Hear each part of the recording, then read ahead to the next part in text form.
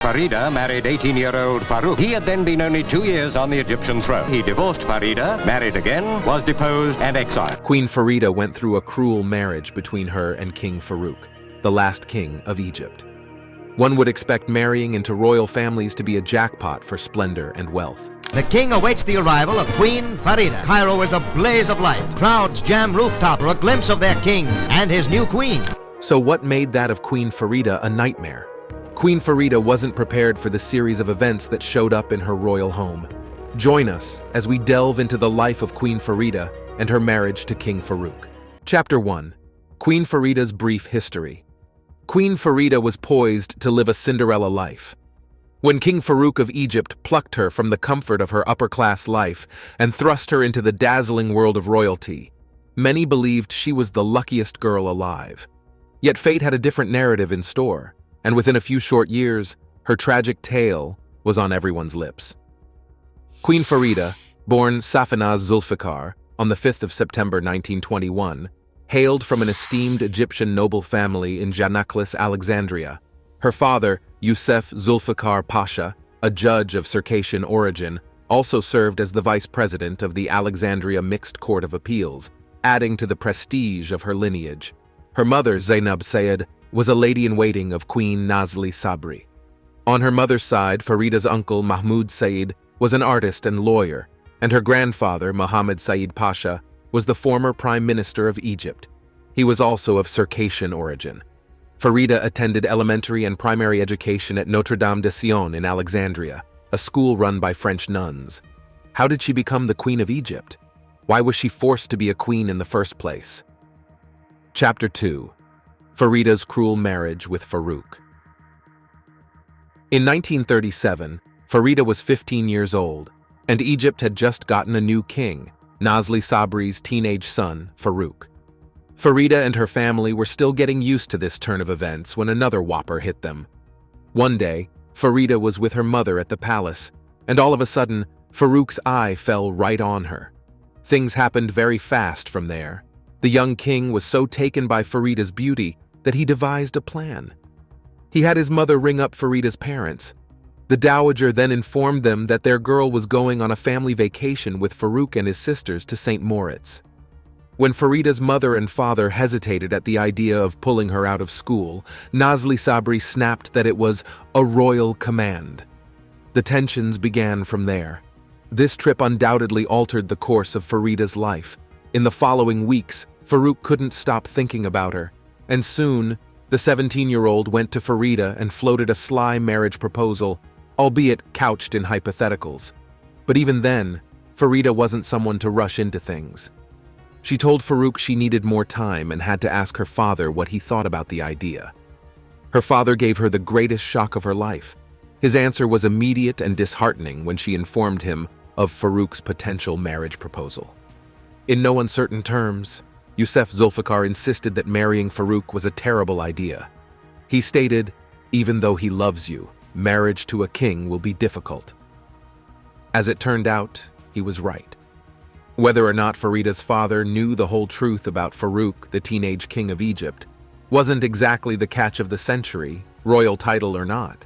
He was notoriously lazy and spoiled about his studies. He failed his entrance exams partly because he spent his evening partying in the town instead of studying, and partly because he assumed someone would give him the answers on any test day.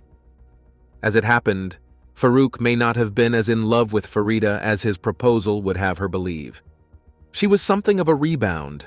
The young king had an enormous crush on another lady-in-waiting's daughter before Farida, only for the shy girl to turn him down on uncertain terms. Just weeks after this rejection, his attention turned to Farida, and it seemed to everyone around him that she was merely a replacement. Still, the truth always comes out, and Farouk is about to show his true colors. Farouk grew serious enough about Farida to officially ask for her hand, which, in Egypt during those days, also required him to ask for her father, Yusuf's permission. The answer stunned him. He was expecting the judge to quickly agree to his terms because he was a prince. However, he was not moved by that. He held his ground and refused to allow the wedding to go ahead, this time citing Farida's extremely young age. Farida's father had alarm bells going off in his head about Farouk. He was about to be proven very right. After turning down the King of Egypt's marriage proposal, Youssef decided to vacation in Beirut. Farouk took this moment to show the judge exactly who he was messing with, a spoiled, powerful man-baby who couldn't hear no.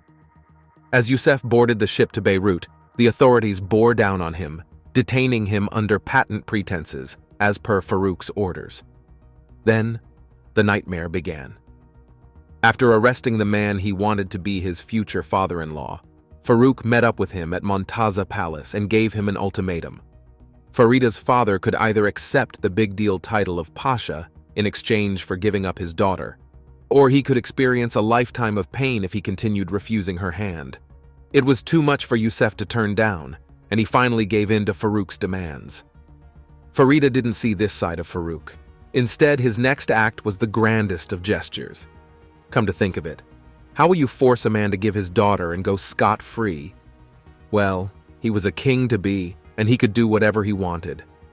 Now that he had what he wanted from Farida's father, all that was left was to get it from the girl herself. Thus, he devised a brilliant plan. At Farida's 16th birthday party, Farouk appeared in his Alfa Romeo and officially proposed to her. He also sweetened the entire deal by providing her with a $50,000 dowry and an enormous diamond ring worth the same amount. Farouk didn't stop at showering Farida with jewels and money. This was also when he changed her name from Safinaz, a Persian name, to Farida, which means the only one in Egypt's more common tongue of Arabic. Besides that, Farouk believed that names that started with F were lucky. However, Farida soon found out that this was not the case. With all the I's dotted and the fathers bribed, Farouk officially announced his engagement to Farida. After the royal family declared the wedding would take place, the enthusiastic crowd outside the palace rioted, fatally crushing 22 people and injuring many more. Ultimately, this public disaster foretold the private disaster Farida was about to face. At first, Farida was overjoyed at the thought of marrying her king, yet as the date of her royal wedding drew closer, she began to notice disturbing signs. While Farida was naturally sweet and even yielding, this somehow wasn't enough for Farouk. He would grow furious if anyone, even his fiancée, questioned anything about how he did things and got into frequent one-sided arguments with her. If only that were all. But this was only the beginning. In getting to know Farouk better, Farida also realized he had a particularly bizarre and destructive obsession. He loved Mussolini's Italy and all the domineering machismo that entailed. When he became king, he dismissed all the palace's older servants and replaced them with an Italian phalanx. More than that, he often sought advice from these men about macho living, including one servant's suggestion that he beat his wife on their honeymoon to ensure a lifetime of obedience from her. This alarmed Farida, but this was only a foretaste of the cruelty and maltreatment that awaited the poor bride. The tough moments for Farida are yet to come. Farida had a cruel awakening on the eve of her wedding to Farouk. Trying to put her foot down about his behavior, she insisted calmly that she wouldn't be his doormat, and that she liked Farouk, the man, not the king. Her words fell on deaf ears. Farouk insulted her defiance and stormed out of the room, leaving Farida sobbing. The young girl thought about pulling out, but realized she couldn't for the sake of her family's good name. Instead, she got one step closer to her sad fate. The day of Farouk and Farida's wedding dawned, and it couldn't have looked more perfect. Lights hung from practically every building in Cairo and flowed down the Nile to celebrate the royal couple. Farida also wore a custom House of Worth wedding dress that Farouk had brought over from Paris. Soon after, the king and his new queen made a controversial statement. Farida was now Queen of Egypt, and with that came a set of responsibilities, most especially rules of etiquette. Before, Muslim tradition dictated that queens wear veils in public, though they were rarely supposed to be in public. However, Farouk shocked his citizens by showing up to all events with Farida, unveiled, on his arm. It indicated that theirs was not to be a traditional reign at first glance. Farouk may have looked modern to his people, but he was the same old Farouk behind palace doors. Shortly after his marriage, he betrothed his sister Princess Fawzia, one of Farida's only potential allies in the Egyptian court. to Mohammad Reza, the Crown Prince of Iran, without much of a care for what either party wanted. As we'll see, Farida and Fawzia's futures would become tragically intertwined, but she had a very acute problem for now. Very shortly after her nuptials, Farida found herself pregnant, and by the fall of 1938, she was ready to go into labor at any moment. At first, the news looked good. The doctors and court soothsayers swore she would have a boy, and these predictions overjoyed Farouk, who wanted nothing more than a male heir to confirm his vigor and virility. He was so excited that he even doted on Farida a little instead of brushing her aside, which made the next turn of events particularly heartbreaking. On November 17, 1958, Farida received devastating news. Well, devastating for her husband anyway. Instead of giving birth to a son, she had a little girl named Princess Farial. Farouk's response was nothing short of chilling. He considered Farida's failure to give him a son a personal attack and railed against the unreliability of women. Throughout all this, Farouk's mother, Nazli Sabri, was no help to Farida. She had always been controlling and unsympathetic to anyone but her son. However, she was especially icy to Farida in this time of need. After all, Nazli had once been under the same expectations to give Egypt an heir, and her husband had threatened to confine her to the palace walls if she didn't do her duty. Before long, even the sweet-tempered Farida couldn't take Nazli's constant judgment, and the two developed a very public feud. Still, Farida kept trying to please her family. A couple of years later, Farida was pregnant again, and this time, Farouk was sure he would get his son. Doubly wrong. Farida gave birth to another daughter, a girl they named Fawzia, likely after his sister. That was as far as Farouk's sentimentality about the little princess went. He was now terrified that everyone in the kingdom thought he lacked masculinity, since he clearly couldn't make an heir to the throne. At a loss for what to do, Farouk went to desperate measures. Everyone in the kingdom wanted to give Farouk and Farida an easy answer to their problems. Even though the issue of birthing a son was quite obviously a matter of chance, this didn't stop them from providing Farouk with some bizarre diagnoses and cures, including saying that he should eat particular foods. Unfortunately, this had disturbing consequences. Farouk developed unhealthy eating habits, even reportedly consuming 600 oysters a week to up his libido. As for Farida, well, she found herself in bigger trouble. Farouk wasn't just ignoring Farida's effort to be his queen. He was downright dismissing her simply because she gave him girls, not boys. Farida was not dissatisfied with this state of affairs, leading to a disturbing rumor. Farouk began to suspect that Farida was having an affair with the nobleman Wahid Yusri. But there was another side to the story. It wasn't Farida who flouted her vows, but Farouk himself. He'd been obsessed with Princess Fatima Toussaint ever since he'd met the very married, noble woman at a party. While Fatima's feelings about him seemed lukewarm at best, Farouk still told her he liked her name. He stated, "If I were to marry you, I wouldn't have to give you a new name as I did with Farida." The next day, Farouk confessed to one of his aides that he was in love. From then on, he began plotting Farida's royal demise in earnest. Farouk becomes so desperate to get Princess Fatima that he turns Farida's life into a living nightmare. Farouk doesn't feel he can divorce Farida. She is incredibly popular with the people, but he is not. So instead, he does things like cut her off from any allowance. She had to ask her household manager, a man she hated, for funds if she wanted money. Farouk always had an appetite for women and kept a string of mistresses since tying the knot. He rubbed them right in Farida's face, occasionally waking her from bed to describe his latest conquest. As he once sneered, "She told me I was so wonderful that had she not known I was the king, she would have paid me instead." But that's just what he got up to behind closed doors. He also took his grievances public. Private snubs weren't enough for Farouk at this point in the royal marriage. He also liked bringing his mistresses out to official functions, so he could publicly snub Farida in front of her peers. At one point, he sat his mistress next to the Prime Minister of Egypt at a dinner, to the great offense of everyone there. Is it any wonder that Farida might have been driven to treason?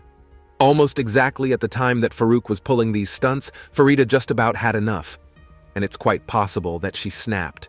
In the midst of all this, She may have truly started having an affair with Simon Elwes, a British painter who was at court. Chaos broke loose when Farouk learned that the artist and his queen were getting cozy. Showing a complete lack of self-awareness typical for him, Farouk became enraged at the thought of Farida seeking comfort in another man's arms, even though he was hardly faithful. He began gunning for Elwes, who had to escape from the entire country for safety. Just as the rumors began about Farida shacking up with Simon Elwes, the Queen of Egypt also realized she was pregnant. Soon, Farouk's enemies and rivals at court whispered that the baby wasn't his, and that even if he had a son now, the boy's legitimacy would be suspect from the beginning. Eventually, Farida gave birth, and once more, it was a girl, Fadia. Her husband took terrifying action. Besides screaming to whoever he could that Farida was certainly unfaithful, he soon began taunting her with mortal threats. Farida had suffered so much since her fairy tale wedding, and she crumpled under the pressure. She began refusing to eat, possibly terrified that Farouk could make good on his promise to offer. She would only drink bottled water to ensure her safety from her husband. With nothing else to do, Farida finally broke down. Filled with fear and anguish, Farida went to her husband and begged him for a divorce, saying she would grant it in almost whatever manner he wanted. Farouk's reply was utterly bone-chilling. More concerned with tormenting his wife than getting what he also wanted, he only sneered sinisterly at her. It is customary for the wife of a king to leave the palace only in a coffin. From the mid-1940s onward, Farida drew further away from Farouk, living in a separate residence from him alongside her 3 daughters. She did this to limit the damage Farouk could do to her while still retaining a married public image in Egypt. Until one day, everything changed. After Farouk won a key political victory, one of his first statements to his advisors was, "I can now divorce Farida," and whatever Farouk wanted, Farouk got. Farida and Farouk's divorce happened swiftly from there, but Farouk managed to get a few choice swipes in at his ex-wife. Although he gifted her with farmland as a part of the separation deal, he kept a palace that he had first given her as a wedding gift, completely negating the nice gesture. However, he had more cruel tricks up his sleeve. Farida's divorce paperwork went through on November 17, 1948, but the date was a nasty surprise. The same day, Farida's sister-in-law, Princess Fauzia, divorced her husband, Shah Mohammad Reza of Iran. Farouk and Mohammed had done this by design, hoping to avoid too much media attention on either divorce. Little did Farouk know that enormous public karma was coming for him. Keep watching to find out. Farida had suffered in silence the entire length of her marriage, trying to keep whatever scraps of dignity she could while married to someone who might have been a genuine psychopath. This made what happened next all the sweeter. In the wake of the divorce, Farouk fully expected his longtime obsession with Princess Fatima, now recently widowed, to accept his hand in marriage. So, when he heard that she had remarried another man, he couldn't believe it. There were other delights for the newly free Farida too. Farouk may have thought the timing was right to divorce Farida, but the next month quickly proved him wrong. In the Cairo cinema, loyal admirers of Farida booed and hissed at Farouk. Yet even though the public was on her side, Farida also suffered enormous losses. Although Farida stayed with and cared for her youngest daughter, Fadia, after the divorce, her 2 eldest, Farial and Fauzia, stayed with their father. Tragically, Farida didn't see them for nearly 10 years. More than that, the former Queen of Egypt had to watch exactly how Farouk moved on with his life. 3 years after their divorce, Farouk married Nariman Sadek, a commoner the people soon called the Cinderella of the Nile. As if that cutesy name wasn't enough, Nariman was only 18 when she married Farouk, 13 years younger than her king. It had to have been difficult for Farida to watch her replacement take the throne, but it wouldn't have been easier. Of course, everyone assumed that Farouk had chosen Nariman because she was young and fertile. That way, she'd have many chances to give him the male heir he desperately wanted.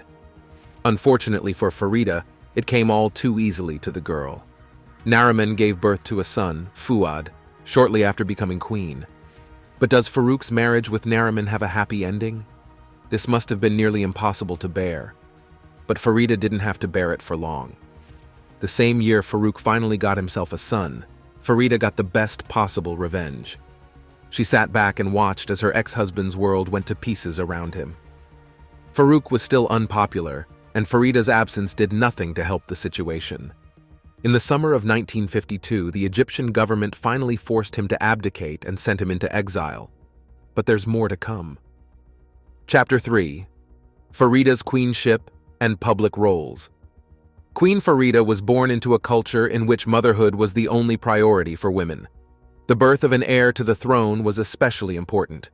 However, due to the rising influence of the West, the role of the First Lady and Queen rose to higher ground.